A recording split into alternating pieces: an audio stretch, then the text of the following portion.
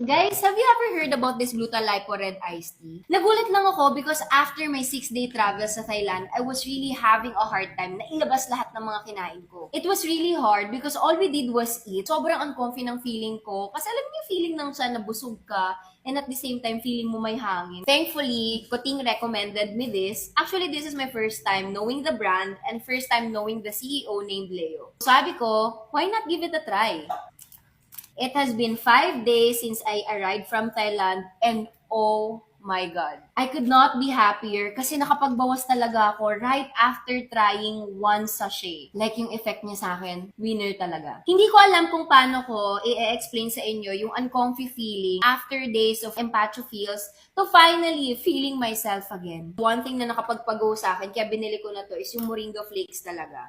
That is known to keep your bowel healthy. Plus talaga sa akin na na-enjoy ko to kasi gustong-gusto ko ng malalamig na flavorful juices. Alam nyo, tip ko lang, drink this before you go to bed. Para first thing na gawin nyo when you wake up is mailabas nyo yung dapat nyong mailabas to start your day right.